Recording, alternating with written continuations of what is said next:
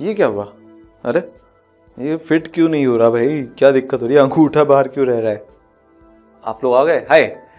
तो स्ट्रगल ये चल रहा है कि जो उल्टा हाथ है उसमें सीधे हाथ वाला ग्लव डाला जाए, पर ये स्ट्रगल यूजलेस है, मुझे पता है, क्योंकि सीधे हाथ वाला ग्लव तो सीधे हाथ में आएगा। ऐसा क्यों है? देखो, ये जो हमारे दोनों हाथ हैं दिखने में तो एकदम ही आइडेंटिकल हैं, 4 उंगलियां 1 अंगूठा, 4 उंगलियां 1 अंगूठा। फिर क्या हो रहा है? क्यों हो रहा है? कैसे हो रहा है? क्या है ये जादू? क्या है? हैं? एकदम आपस में ये तो भाई, मैं ऐसे कर भी रहा हूं इनको जोड़ने की कोशिश, तो ये 1 अंगूठा इस तरफ जा रहा है, 1 अंगूठा उस तरफ जा रहा है। कुछ तो यहां पे पंगा है। और ये जो डिफरेंस है, इन दोनों में जो डिफरेंस है, वो हमारे को अगले टॉपिक की तरफ लेके जा रहा है, जो कि आइसोमेरिज्म का एक पार्ट है। देखो, अभी तक हमने स्टीरियो आइसोमेरिज्म में स्ट्रक्चरल को तो हम कब का पीछे छोड़ चुके हैं, पढ़ा कॉन्फॉर्मेशनल आइसोमर और कॉन्फिगरेशनल। कॉन्फिगरेशनल के भी 2 पार्ट होते हैं, ज्योमेट्रिकल और ऑप्टिकल। ज्योमेट्रिकल हम देख चुके हैं, अब बारी है ऑप्टिकल आइसोमर की। ये जो हाथ वाली प्रॉब्लम है कि भाई मैं सीधे हाथ को उल्टे हाथ के ग्लव में नहीं डाल सकता, उल्टे हाथ को सीधे हाथ के ग्लव में नहीं डाल सकता, ये जो प्रॉब्लम है, इसका जो आंसर है वो हमको ऑप्टिकल आइसोमेरिज्म के थ्रू मिलता है। ये जो ऑप्टिकल आइसोमेरिज्म है, ये आपकी दुनिया में आप कितना भी सोच लो, जितनी आपको ऑप्टिकल आइसोमेरिज्म की इंपॉर्टेंस लगती है, उसकी इंपॉर्टेंस उससे भी ज्यादा होने वाली है। आप कभी इसकी इंपॉर्टेंस को पूरी तरीके से समझ ही नहीं सकते।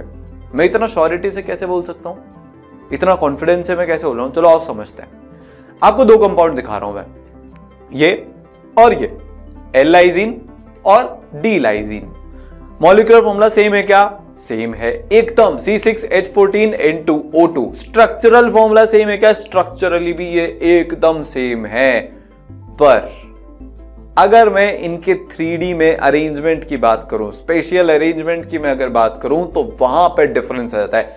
डिफरेंस क्या है? ये जो NH2 ग्रुप है, आप देखोगे इनको, तो जो एल लाइजीन है उसमें तो ये एक सॉलिड ट्रायंगल से जुड़ा हुआ दिख रहा है, डी लाइजीन है उसमें डैश डैश डैश डैश से जुड़ा हुआ दिख रहा है। ये क्या होता है बाद में देखेंगे, अभी के लिए बस ये इंपॉर्टेंट है कि ये जो दोनों कंपाउंड्स है, मॉलिक्यूलर और स्ट्रक्चरली, मतलब मॉलिक्यूलरली एंड स्ट्रक्चरली एकदम सेम है, पर ये एक दूसरे के ऑप्टिकल आइसोमर्स हैं। अब इससे क्या फर्क पड़ रहा है कि ये दूसरे के ऑप्टिकल आइसोमर है?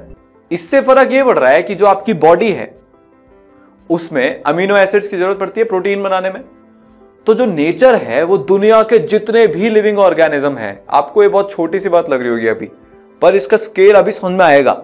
दुनिया में जितने भी ऑर्गेनिज्म हैं वो पूरे का पूरे सिर्फ एल लाइजीन से बने होते हैं। जितने भी हमारे अमीनो एसिड्स हैं, डी लाइजीन की कोई जगह नहीं है नेचर में, अगर अमीनो एसिड बनाने की बात की जाए तो।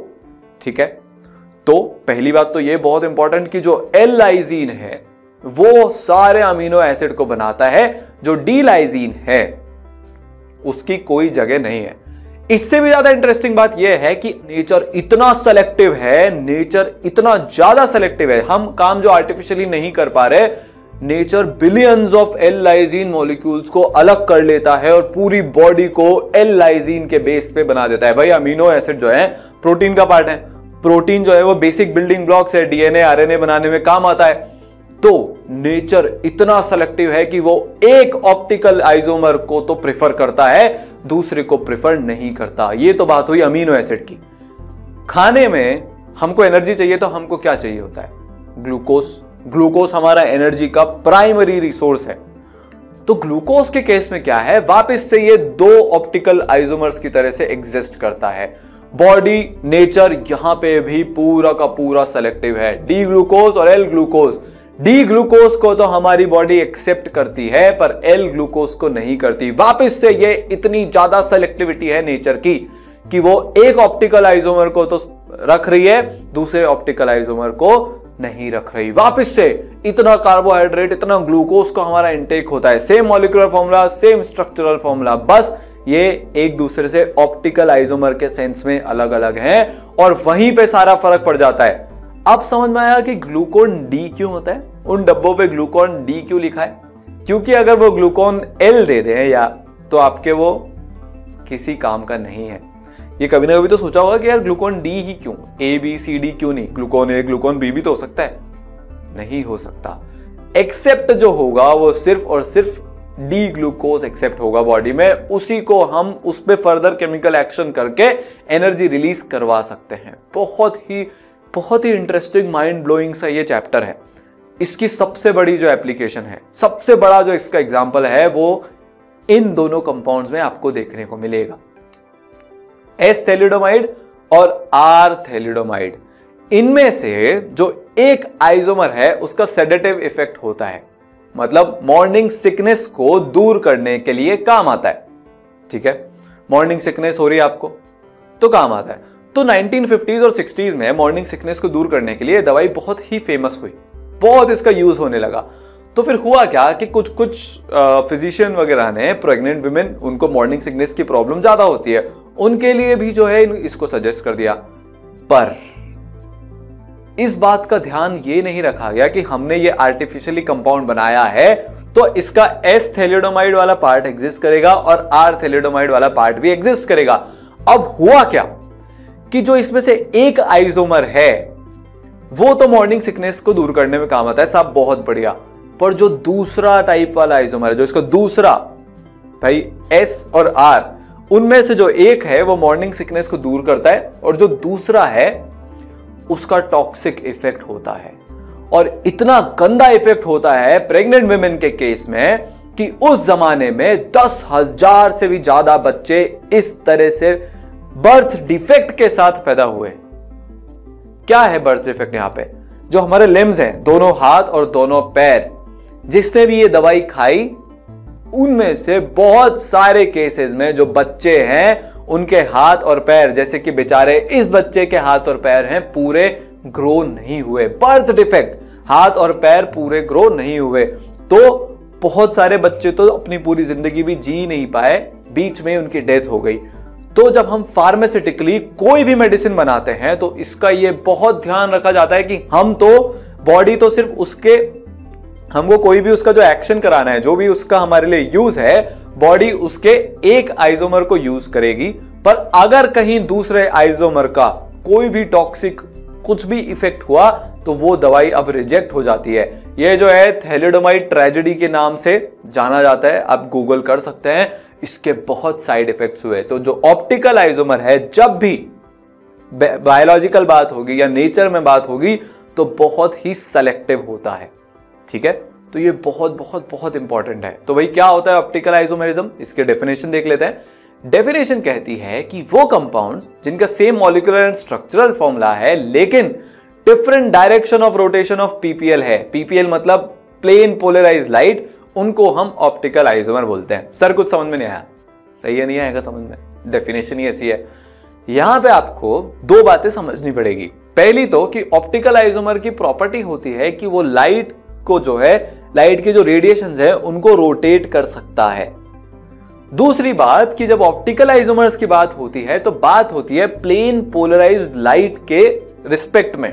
तो भाई हमको प्लेन पोलराइज्ड लाइट क्या होती है ये समझना है, और प्लेन पोलराइज्ड लाइट की ही क्या जरूरत पड़ी हमको ये समझना है। उससे पहले अपन ये देखते हैं लाइट के रोटेशन की प्रॉपर्टी। ठीक है, तो देखो ये लाइट है, बल्ब आपने जलाया, यहां से इसमें देखो, यहां पे जो लाइट है वो हर प्लेन में उसके रेडिएशन हैं, जैसा कि आपको दिख रहा है जो एरो है वो प्लेन को कर रहे हैं, तो हर प्लेन में इनके रेडिएशन जाते हैं। अब हम एक काम करते हैं कि जो कंपाउंड एक्टिव मतलब ऑप्टिकली एक्टिव है उसके थ्रू इस लाइट को भेजते हैं और देखते हैं होता क्या है। रोटेशन होगा, देखना, ध्यान रखना। ये बल्ब ऑन हुआ, लाइट गई, अब देखो ये लाइट रोटेट होते हुए अब आपकी आंखों में आई है। ठीक है, आपको दिखा कि लाइट रोटेट हुई क्योंकि हमने यहां पे ऐसा दिखाया। पर एक प्रॉब्लम हो गई। प्रॉब्लम क्या हो गई? प्रॉब्लम हो गई ये लाइट के रोटेट होने से पहले का स्क्रीनशॉट है। ठीक है, ये लाइट के रोटेट होने के बाद का स्क्रीनशॉट है। क्या आपको उस लाइट में कोई फर्क दिख रहा है? क्या कोई रोटेशन ऑब्जर्व हो रहा है? नहीं हो रहा। क्यों? क्योंकि भाई अब हर डायरेक्शन में तो लाइट का जो मतलब हर प्लेन में तो लाइट की रेडिएशन है, अब वो रोटेट भी होगी तो कोई फर्क पड़ेगा नहीं। मैं क्या बोल रहा हूं इससे समझते हैं। ये व्हील कितना रोटेट हुआ, चलो मेरे को बताओ, वापस चलाते हैं। ये व्हील कितना रोटेट हुआ ये आपको मेरे को बताना है। कुछ समझ में आया? कुछ पता नहीं चला इस केस में। जब क्या हुआ, जब सारे प्लेन्स में हमने जो है स्पाइक्स लगाए थे इस व्हील के, पर अगर सिर्फ एक प्लेन में मैंने स्पाइक लगाया तो यहां पे क्लॉकवाइज 90 डिग्री रोटेशन हुआ, इसकी आपको जरूरत पड़ी। तो अब हमारे साथ प्रॉब्लम क्या थी कि हमारी जो लाइट है वो हर प्लेन में, जैसे कि ये जो व्हील है इसके जो स्पाइक्स हैं वो हर प्लेन में, तो हमको रोटेशन का कुछ पता ही नहीं चल रहा था, पहले भी वैसा बाद में भी वैसा। तो हमने क्या किया कि सारे डायरेक्शन में से जो स्पाइक्स थे उनको हटा लिया, सिर्फ एक पर्टिकुलर डायरेक्शन में स्पाइक को हमने, एक पर्टिकुलर प्लेन में स्पाइक को हमने छोड़ दिया। फिर हमने व्हील को रोटेट कराया तो हमको दिखा कि ये 90 डिग्री क्लॉकवाइज रोटेट हुआ। तो अब हमको दिमाग ये लगाना है कि वो लाइट जो कि हर प्लेन में अपने रेडिएशन लेके बैठी है, उसमें सिर्फ एक प्लेन में अगर रेडिएशन बच जाए और बाकी सारे प्लेन के रेडिएशन हम हटा दें तो हमारा काम हो जाएगा। जैसे फिर ऑप्टिकल आइसोमर कोई आया, वो एक सिंगल प्लेन में से लाइट को रोटेट करेगा क्लॉकवाइज या एंटी क्लॉकवाइज, और फिर वो हमको रजिस्टर कर सकते हैं हम, क्योंकि अब जो रोटेशन है उसको नोटिस किया जा सकता है, जैसे व्हील के केस में नोटिस किया गया। तो हम क्या करते हैं कि अब हमको कोई एक ऐसा डिवाइस ढूंढना है जो कि लाइट को, जो सारे प्लेन्स में लाइट थी जैसा कि आपने देखा, उससे हटा के सिर्फ एक प्लेन में ले आए। तो वो डिवाइस होता है ये निकोल प्रिज्म। ये क्या करता है कि लाइट जो है, जो कि सारे प्लेन में उसके रेडिएशन थे, सारे रेडिएशंस को दूर कर देता है, सिर्फ एक प्लेन में रेडिएशन को रखता है। देखो इसमें आप हॉरिजॉन्टल मतलब वर्टिकल लाइंस देख रहे हो, तो जो वर्टिकल लाइन, दो वर्टिकल लाइंस के बीच में जो है वो वर्टिकल लाइन के प्लेन में जो रेडिएशन होगा, ये निकोल प्रिज्म उसको तो आगे जाने देगा, बाकी सबको हटा देगा।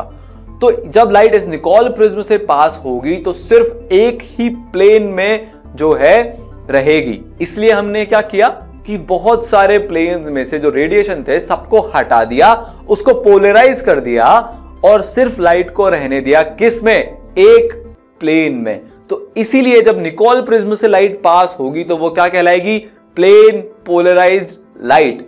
और प्लेन पोलराइज्ड लाइट की हमको क्यों जरूरत पड़ी, क्योंकि हमको ये देखना था ना, नोटिस करना था कि भाई किसी ऑप्टिकली एक्टिव कंपाउंड ने, किसी ऑप्टिकल आइसोमर ने उस लाइट को रोटेट किया भी कि नहीं किया। अगर सारे डायरेक्शन में रोटेशन हो रहा था तो हमको कुछ समझ में ही नहीं आ रहा था। तो यहां पे होता क्या है, ये देखो लाइट आई सारे डायरेक्शन में से और निकोल प्रिज्म से होकर सिर्फ एक प्लेन में रह गई, सिर्फ एक प्लेन में लाइट बची है। ये देखो, ये जादू है निकोल प्रिज्म का। बाकी सारे रेडिएशंस इस प्लेन में से पास हुए ही नहीं और सिर्फ एक प्लेन में लाइट बच गई। ये जो लाइट बची ये प्लेन पोलराइज्ड लाइट हुई। इसीलिए डेफिनेशन में आ रहा था कि प्लेन पोलराइज्ड लाइट को वो रोटेट करता है कोई कंपाउंड तो वो ऑप्टिकल आइसोमर शो करता है, मतलब ऑप्टिकल आइसोमेरिज्म शो करता है। इसीलिए प्लेन पोलराइज्ड लाइट की बात हो रही थी, क्योंकि जो नॉर्मल लाइट है जिसमें कि रेडिएशन हर डायरेक्शन में है, वहां पे तो हमको जो है क्या होगा, कुछ रोटेशन का पता ही नहीं चलेगा। इसलिए हम प्लेन पोलराइज्ड लाइट यूज करते हैं। बात समझ में आई? ये देखो, ये क्या है, अभी हम एक्सपेरिमेंट करने वाले हैं जिससे आपको समझ में आएगा। ये वो है जहां पे कि हमारा ऑप्टिकल आइसोमर पड़ा हुआ है, इसके अंदर सॉल्यूशन भरा हुआ है जिसमें कि ऑप्टिकल आइसोमर्स हैं। अब हमारा एक्सपेरिमेंट रन करते हैं।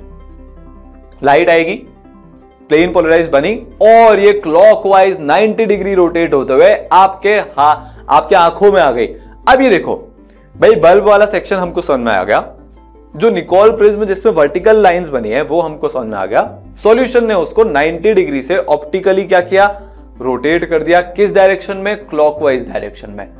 तो आपने क्या किया, आपने एक बहुत इंटेलिजेंटली काम किया। आपने एक ऐसा दूसरा निकोल प्रिज्म लगा दिया, समझना इसको। जो पहले वाला था निकोल प्रिज्म वो कहलाता है पोलराइजर, क्योंकि उसने पोलराइज किया। अब जो आंखों के एकदम सामने रखा है वो कहलाता है एनालाइजर, क्योंकि इससे आपने ये पता, देखो हमने इसमें क्या किया, अब हॉरिजॉन्टल लाइंस बना रखी हैं। हमको क्या पता था कि यार अगर ऑप्टिकल आइसोमर यहां पे जो हमारा है वो 90 डिग्री क्लॉकवाइज उसको रोटेट कर देगा।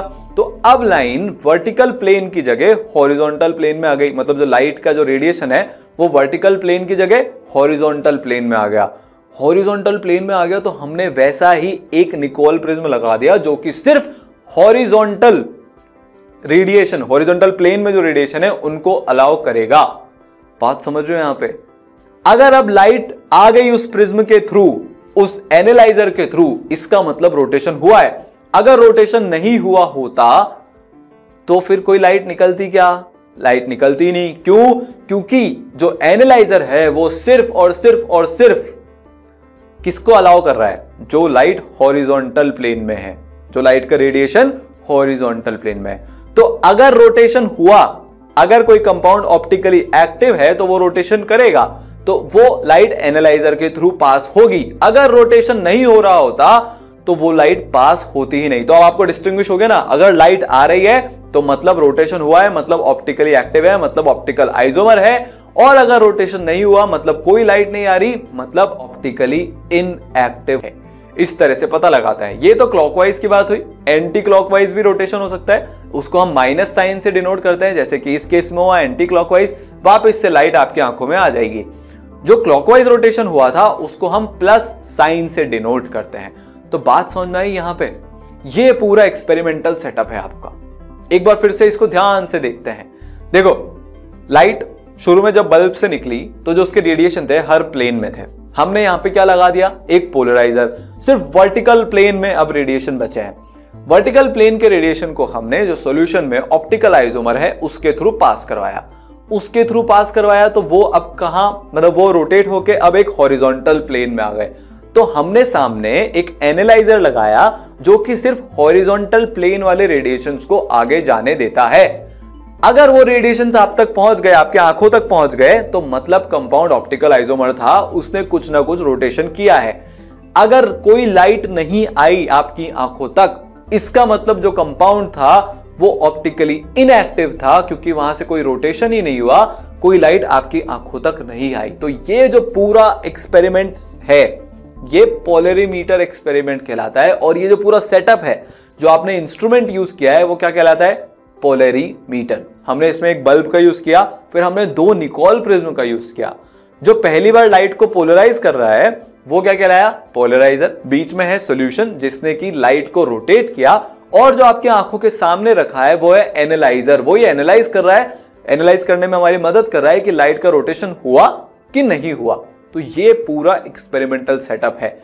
तो जो कंपाउंड्स लाइट को, प्लेन पोलराइज्ड लाइट को रोटेट करने की क्षमता रखते हैं वो क्या होते हैं? ऑप्टिकल आइसोमर्स होते हैं। ठीक है। कुछ कंपाउंड ऐसे भी होते हैं जो कि ऑप्टिकली इनएक्टिव होते हैं, ऑप्टिकल आइसोमर नहीं होते हैं। तो आप उसके लिए क्या कर लो, जैसा आपने पोलराइजर रखा था उसी को एनालाइजर बना दो, तो आपको पता चल जाएगा कि हाँ यहां पे दूसरा तरीका है ये पता लगाने का कि यहां पे कोई भी ऑप्टिकल एक्टिविटी नहीं हुई, यहां पे कोई भी ऑप्टिकल आइसोमर प्रेजेंट ही नहीं है, क्योंकि प्लेन पोलराइज लाइट का रोटेशन ही नहीं हुआ। ठीक है, समझ में आई बात? तो ये 3 केस हुए, एक प्लस वाला जहां पे क्लॉकवाइज रोटेशन हुआ, एक माइनस वाला जहां पे कि एंटी क्लॉकवाइज रोटेशन हुआ, और जहां पे कोई भी एक्टिविटी नहीं हुई, कोई रोटेशन नहीं हुआ। तो अब हम देखते हैं ऑप्टिकल एक्टिविटी को। क्या होता है भाई ऑप्टिकल एक्टिविटी? हमने क्या देखा कि कुछ सब्सटेंस में एक बहुत ही रिमार्केबल प्रॉपर्टी होती है कि वो पोलराइज्ड लाइट का प्लेन रोटेट कर सकते हैं, बहुत ही मैजिकली तरीके से। ठीक है, तो ऐसे सब्सटेंस जो हैं, जो ये कारनामा कर सकते हैं, कहलाते हैं क्या? Optically active substances. और ये जो फिनोमेना है क्या कहलाता है? ये फिनोमेना कहलाता है ऑप्टिकल एक्टिविटी। ऑप्टिकल क्यों? क्योंकि लाइट यहां पे इन्वॉल्व है। ठीक है, अब देखो हमने यहां पे क्या क्या देखा इस एक्सपेरिमेंट में कि लाइट 2 डायरेक्शन में जो है रोटेट हो सकती है, या तो क्लॉकवाइज या फिर एंटी क्लॉकवाइज। तो क्लॉकवाइज रोटेशन हुआ या एंटी क्लॉकवाइज रोटेशन हुआ, ये किससे पता चलता है? ये हम एक साइन अटैच करते हैं, एक कन्वेंशन हमने बना दिया है कि अगर मान लो ये साइन रहा तो क्लॉकवाइज, ये साइन रहा तो एंटी क्लॉकवाइज। तो जो भी साइन अटैच होगा एंगल ऑफ रोटेशन के साथ वो सिग्निफाई करेगा डायरेक्शन ऑफ रोटेशन। तो क्या कन्वेंशन है? अगर नेगेटिव साइन हुआ इसका मतलब क्या है कि एंटी क्लॉकवाइज रोटेशन हुआ है। -30 डिग्री का मतलब क्या हो गया? -30 डिग्री का मतलब हो गया 30 डिग्री एंटी क्लॉकवाइज रोटेशन। और अगर पॉजिटिव साइन जुड़ा हुआ है तो इसका मतलब क्या कि रोटेशन जो हुआ है वो क्लॉकवाइज हुआ है। तो +30 डिग्री का मतलब 30 डिग्री क्लॉकवाइज रोटेशन। तो माइनस मतलब एंटी क्लॉकवाइज, प्लस मतलब क्लॉकवाइज रोटेशन। ठीक है, समझ आई बात? चलो आगे चलते हैं।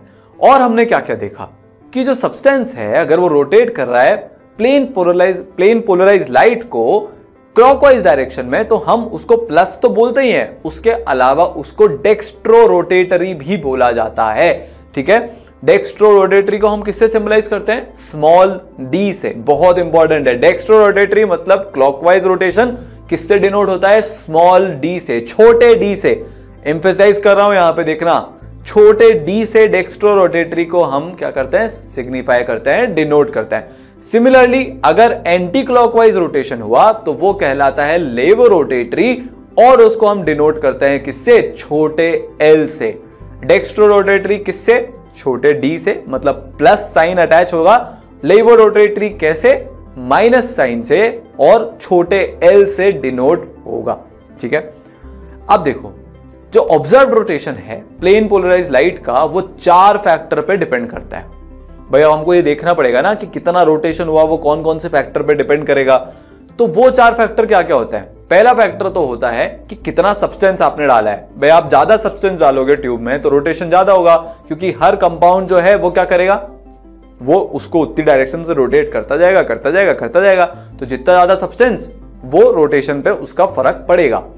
दूसरी बात क्या है? दूसरी बात यह है कि सैंपल ट्यूब की लेंथ कितनी ज्यादा है। भाई लेंथ ज्यादा होगी तो सब्सटेंस ज्यादा प्रेजेंट होगा, सब्सटेंस ज्यादा प्रेजेंट होगा तो फिर रोटेशन में फर्क तो पड़ने वाला है। सिमिलरली हम बात कर सकते हैं किसकी, कि टेम्परेचर कितना है। एक्सपेरिमेंट के टेम्परेचर पे भी डिपेंड करता है। और लास्ट चौथा फैक्टर जो है वो ये है कि लाइट जो हमने यूज की है उसकी वेवलेंथ क्या है। ठीक है, तो 4 फैक्टर कौन से हो गए? सब्सटेंस का अमाउंट, सैंपल ट्यूब की लेंथ, टेम्परेचर और wavelength of the light used. ठीक है, तो जो मेजरमेंट है ऑप्टिकल एक्टिविटी का या ऑप्टिकल रोटेशन का, वो हम किसकी टर्म्स में एक्सप्रेस करते हैं? Specific rotation, alpha T D. यहां पे क्या है? स्पेसिफिक रोटेशन का क्या मतलब होता है? स्पेसिफिक रोटेशन का मतलब ये होता है कि हमने टेम्परेचर फिक्स कर रखा है। स्पेसिफिक रोटेशन निकालने के लिए हम क्या करते हैं? हम टेम्परेचर फिक्स कर देते हैं। जो लेंथ है उस पोलरीमीटर ट्यूब की, उसको भी फिक्स कर देते हैं, यूनिट लेंथ मानते हैं। जो कॉन्सेंट्रेशन है वो यूनिट कॉन्सेंट्रेशन लेते हैं।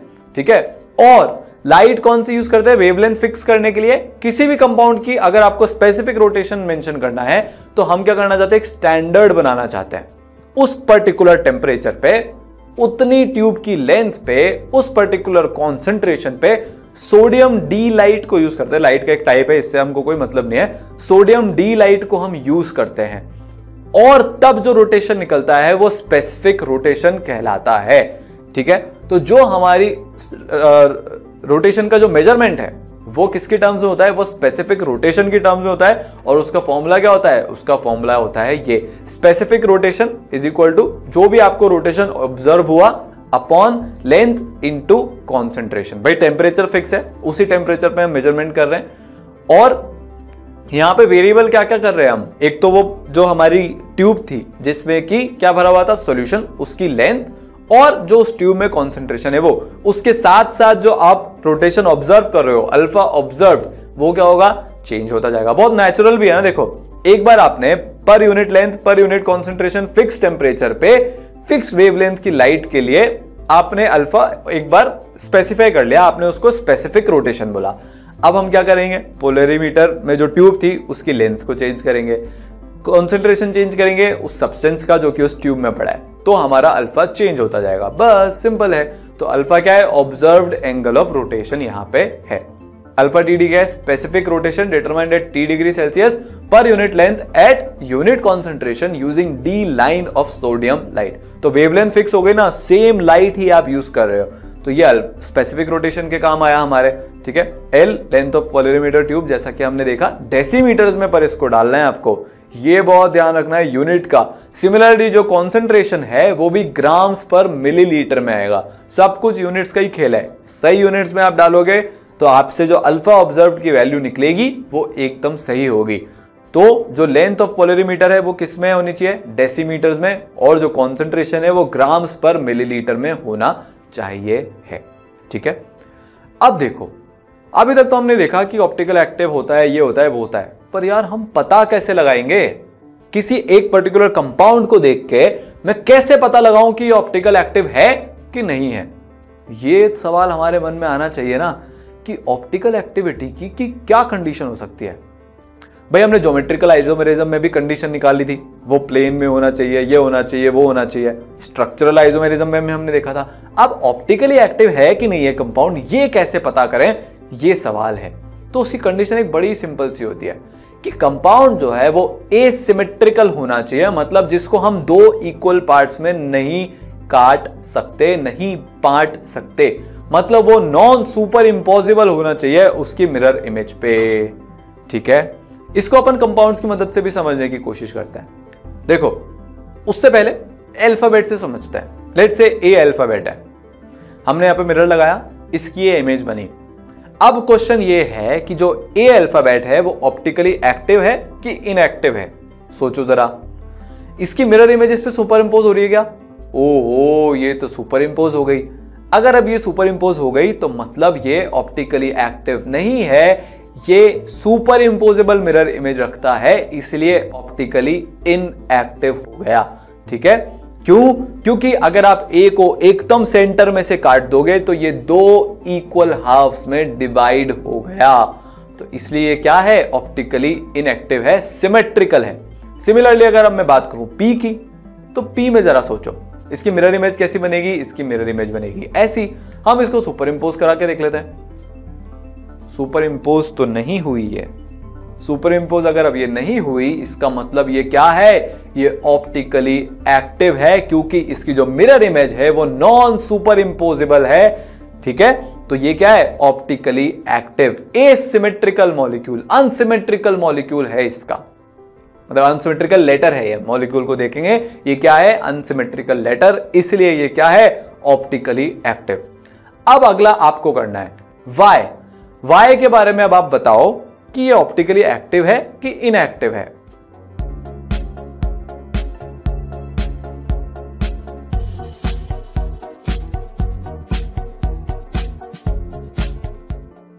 आपको क्या करना है, मिरर इमेज बना लो, देख लो सुपर इंपोज हो रही है क्या? हो रही है। इसका मतलब ये क्या है, क्योंकि इसकी मिरर इमेज सुपर इंपोजेबल है, तो इसका मतलब ये ऑप्टिकली इनएक्टिव है। तो ये क्या है, ऑप्टिकली इनएक्टिव। सिमेट्रिक है ना, क्योंकि ये आप इसमें ये प्लेन यूज करके इसको बीच में से काट दो, तो जैसा लेफ्ट का हिस्सा वैसा ही राइट का हिस्सा, तो आप इसको दो इक्वल पार्ट्स में डिवाइड कर सकते हो, तो ये क्या हो जाएगा, ये हो जाएगा ऑप्टिकली इनएक्टिव। बात करें अगर अपन ओ की, तो ओ तो बहुत ही सिंपल है, यहां पे भी क्या आएगा, सुपर इंपोजेबल बन रही है इसकी मिरर इमेज, तो ये जो है ऑप्टिकली इनएक्टिव होगा, क्योंकि ये सिमेट्रिकल है। आप इसको एकदम सेंटर में से काट दो प्लेन के थ्रू, तो दो इक्वल पार्ट्स में जो है डिवाइड हो जाएगा। ठीक है, बात करते हैं लेटर क्यू की। अब क्या होगा क्यू में, सोचो जरा, ये अनसिमेट्रिकल है। क्यों? क्योंकि ये अपनी मिरर इमेज पे जो है सुपर इंपोज नहीं होगा। जैसा कि हमारा हाथ है, ये भी वैसा का वैसा ही है, इसमें भी ये जो छोटी नीचे डंडी निकली हुई है, ये इसको मजबूर कर रही है कि ये सिमेट्रिकल नहीं हो सकता। आप इसको सेंटर में काटोगे तो एक हाफ में तो नीचे निकली हुई डंडी होगी, दूसरे हाफ में नहीं होगी, तो इसकी मिरर इमेज नॉन सुपर इंपोजेबल है। तो ये क्या है, ऑप्टिकली एक्टिव लेटर है। तो ये तो अल्फाबेटिकल लेटर्स की बात हुई। अब अपन बात कर लेते हैं अपने हाथ की। मिरर इमेज, यहां पे कोई भी सिमेट्री नहीं है, ये अंगूठे की वजह से सिमेट्री नहीं आती, और भी भाई कुछ भी नहीं है। आप इसको कैसे भी काट लो, दो इक्वल पार्ट में डिवाइड ये होगा ही नहीं। ऐसे काटेंगे अगर हम, मतलब ऐसे यहां से, तो इधर और इधर वाले मैच ही नहीं होंगे। बीच में से काटोगे तो अंगूठा ना मैच होगा, ना उंगलियां मैच होगी। क्यों? क्योंकि उंगलियां जो है वो बराबर लेंथ की तो है नहीं, ना बराबर मोटाई की है, तो ये भी क्या है, ऑप्टिकली एक्टिव। अब अपन बात करते हैं कुछ एक कंपाउंड्स की। लेट्स से हमने CH4 लिया, ठीक है, CH4 लिया, हम मिरर को लेके आए, मिरर में इसकी इमेज डाली, इसको सुपर इंपोज करा के देख लेते हैं। तो लेके आते हैं, क्या ये सुपर इंपोज हुआ? सुपर इंपोज ये हुआ, तो ये सुपर इंपोजेबल है। इसका मतलब जो मीथेन है वो ऑप्टिकली इनएक्टिव है। पर अब हम एक चालाकी करते हैं, अब हम एक दूसरा कंपाउंड लेके आते हैं। दूसरा कंपाउंड क्या है जिसमें कार्बन की चारों वैलेंसीज पे अलग अलग एटम लगे हुए हैं, CHIBrCl। अब आप इसको लेके आओ। ओहो, तो इसमें प्रॉब्लम क्या हुई कि आयोडीन के सामने क्लोरीन आ गया, ब्रोमीन के सामने ब्रोमीन आया, पर क्लोरीन के सामने आयोडीन आ गया। और आयोडीन और क्लोरीन एक दूसरे पे तो सुपर इंपोज नहीं होंगे, उनकी साइज ही अलग अलग है। साइज अलग अलग है तो ये नॉन सुपर इंपोजेबल हो गया। इसका मतलब जब एक कार्बन पे हम चारों अलग वैलेंसीज लगा देते हैं तो वहां पे ये सुपर इंपोज होने की कंडीशन खत्म हो जाती है, वो ऑप्टिकली एक्टिव हो जाता है। तो कंपाउंड की सेंस में बात करें तो यहां पे ये ऑप्टिकली एक्टिव हुआ। अब एक छोटा सा नोट भाई, अब हम केमिस्ट्री की भाषा में बात करेंगे आगे से। ऑप्टिकली एक्टिव ऑप्टिकली इनएक्टिव नहीं बोलेंगे। क्यों? क्योंकि जो ऑप्टिकली एक्टिव कंपाउंड होते हैं वो कहलाते हैं कायरल कंपाउंड्स, और जो ऑप्टिकली इनएक्टिव कंपाउंड्स होते हैं वो क्या कहलाते हैं? एक कायरल कंपाउंड। तो अब से मैं जब भी बोलूंगा कि कायरल कंपाउंड तो समझ जाना यहां पे ऑप्टिकली एक्टिव की बात हो रही है। मैं जब भी बोलूंगा ए कायरल कंपाउंड तो समझ जाना कि यहां पे ऑप्टिकली इनएक्टिव कंपाउंड्स की बात हो रही है। ठीक है, समझ में आया? तो ये तो हमारे बेसिक्स हुए अभी ऑप्टिकल आइसोमेरिज्म के। हमने पहचानना सीखा कि जो नॉन सुपर इंपोजेबल है वो ऑप्टिकली एक्टिव होगा और जो सुपर इंपोजेबल है वो ऑप्टिकली इनएक्टिव होगा अपनी मिरर इमेज पे।